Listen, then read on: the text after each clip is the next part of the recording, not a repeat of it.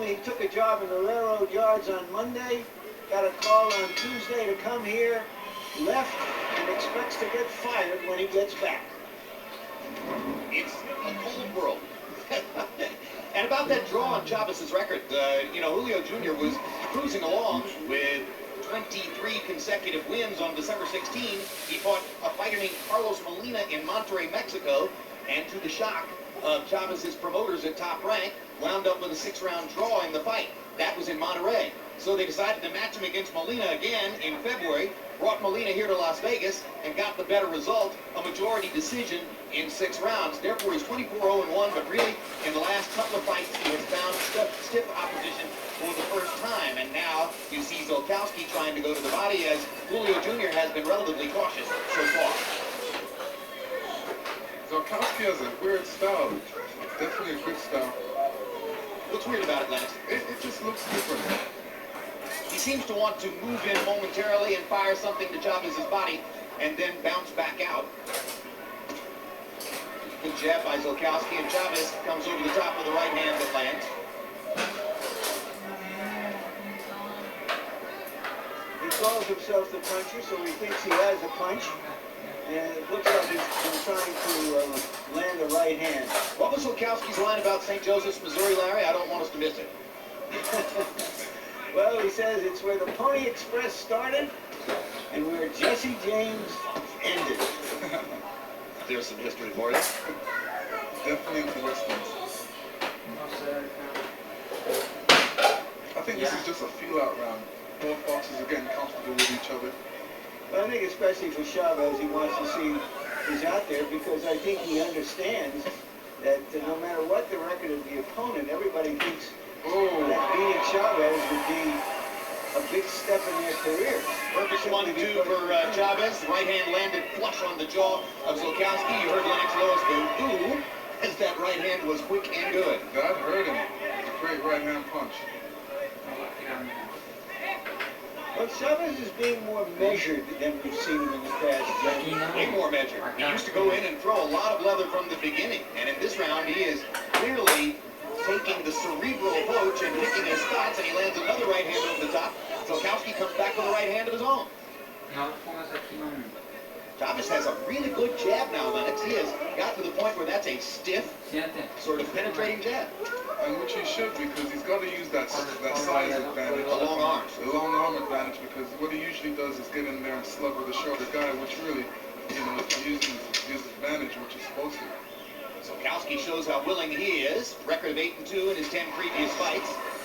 Takes another right hand from Chavez. Ziolkowski is having trouble defending against the right hand, but not having trouble mounting up some attacks to Chavez's body. Yeah, well, when he throws a straight right, it goes to Chavez's body because of the size differential. I think Chavez's right hand is going to be apparent. When we're in Chavez's corner where they speak Spanish, our interpreter is Ray Torres. Okay, the left hand. Yeah, be careful with this right hand. Don't lift up your right hand. Yeah, one hand. His wrist is all sore.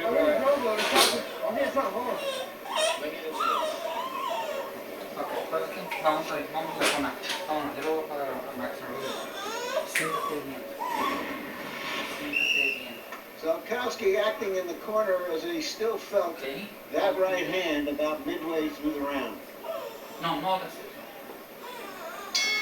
Box numbers in round 1, Chavez only threw 36 punches, but landed 11 of them, and several of the 11 were stiff power shots. Ziolkowski, 7 out of 66. Round 2 begins. Ziolkowski tries the jab. Chavez countering over the top with the right hand again.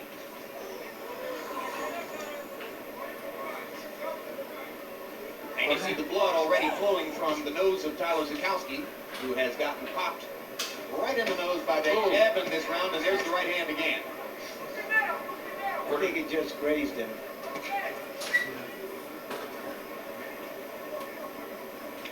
Ziolkowski just 19, Chavez 20. Ziolkowski's nose is bleeding. Yeah, do you feel that, Lennox? How much does the trickle of blood bother the fighter? Well, it affects his breathing, and right now, it's not affecting him. Later on, it will affect him. I think them right hands are definitely doing some damage. That's a perfect jab right through the middle of the guard by Chavez.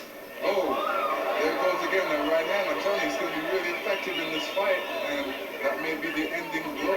You know, Ziolkowski has hit him with some nice, clean shots to the body and the head, but it just doesn't bother Chavez. It just outclasses him, and of course he's got that pedigree.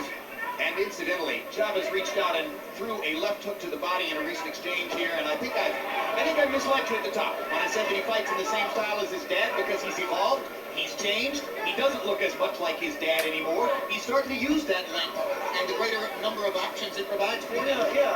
Oh.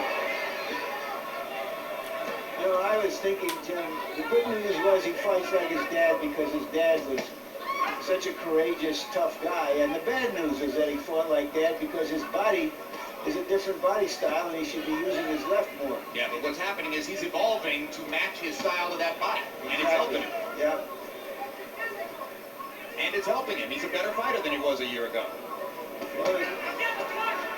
Now Ziolkowski shows some nerve and some will as he bounces back to fire a flurry.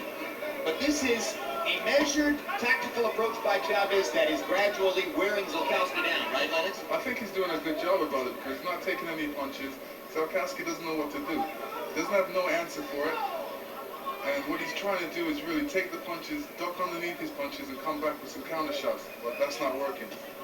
Left hook to the body. That was the Julio Cesar Chavez trademark, and down goes Ziolkowski. And he looks as his corner as if to say, I can't move. Yeah, that's it. I thought the fight was going to be done with the right hand, but that famous left hook to the body, the Chavez. Well, the right hand set it up. Yeah, what happened, because he didn't really throw the left hook to the body until well into the second round. It was the series of right hands that ultimately set all that up. Yeah. I think this is an encouraging sign for the fans of the great Chavez to see his son now evolving in a way that's more suitable to him and yet still containing the DNA. Now let's take a look at the knockout punch one more time. Thank you, Larry. Let's take a look at the knockout punch. And Lennox, this doesn't look like a huge punch, but this is what Bernard Hopkins did to Oscar De La Hoya, too. Hit him right in the right spot. Oh, there's no protection against that. Once you get hit right there, it's hard to come back. It's called the liver shot, and what fighters tell me is that you are frozen. You are numb from the waist down after that. Yeah, you seen he was in agony, he was in some pain. He couldn't get up. He looked at his corner and said, "No, that's it, no more." And also, it was a nice short shot. Look at this. Well, it's virtually a carbon copy of what Hopkins did to De La Hoya about a year and a half ago here. Ziolkowski's got Punisher on his trunks, but he got punished. And let's reach out to his employer at the railroad in St. Joe and say, bring the kid back. All right, let's go to Michael Buffer now with the particulars on the technical knockout. Ladies and gentlemen, the end comes at 2 minutes 40 seconds of round number 2. The winner by knockout victory, still undefeated. Damas y caballeros de Culiacan, Mexico, Julio Cesar Chavez Jr.